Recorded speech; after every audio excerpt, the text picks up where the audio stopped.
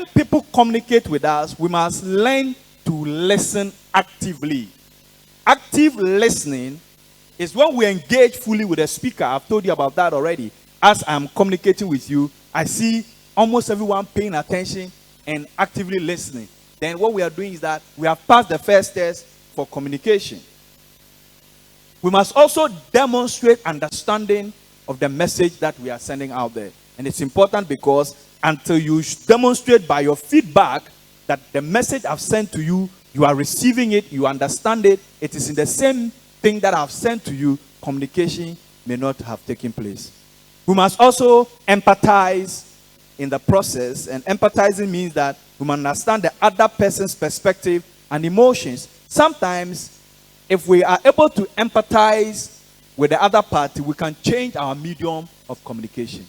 We can change our points of connection because we would have realized that the state of the other party is not properly in tune with the process that we are using. I hope you understand that. So if we are communicating, you should not be selfish. You should always find out on the other party whether they are in the right frame of mind, they are in the right context, on their right place to be able to understand and pick the signals that you are sending to them. It's important. And they must respond with compassion and sensitivity. You want to send a message around.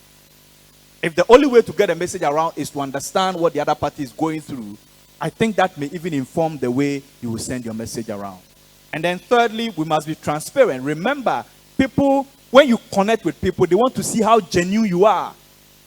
They want to see how genuine you are, how authentic that connection is. It is only when they are comfortable that you mean well that they are able to open up for that relationship to go on. And so we are saying that you must be open and honest in your communication. Don't be the kind of person that today, when they meet you in the morning, you have a different message. They meet you in the afternoon, you have a different message. And they meet you in the evening, you have a different message. It does not help with people being comfortable getting into your connection space. Now, there are many of you that when some people call you, you look at the phone and you don't pick it up. Because in they are wasting your time, they are wasting your data, they are wasting your battery. Some of someone can say read out. 30 minutes, 45, 1 hour, no more. As a credit, no money free. There's something people hate about me in my workplace. I never have any meeting more than an hour. No matter how long the items are, either we cut it to 1 hour, or we come and we continue, or we find 1 hour to do it. Anytime you have a meeting beyond 1 hour, it is no longer, impactful. And so it is a policy in our office that we don't have any meeting more than 1 hour. And I always get to my meeting venue 15 minutes before the time. And because other people ask me whether I have lived in the US before, whether I was trained in the US, whether the US come and call that, mini baby. But we must all stand up for something and let people know what we stand up for. And therefore, they will treat us with that kind of respect.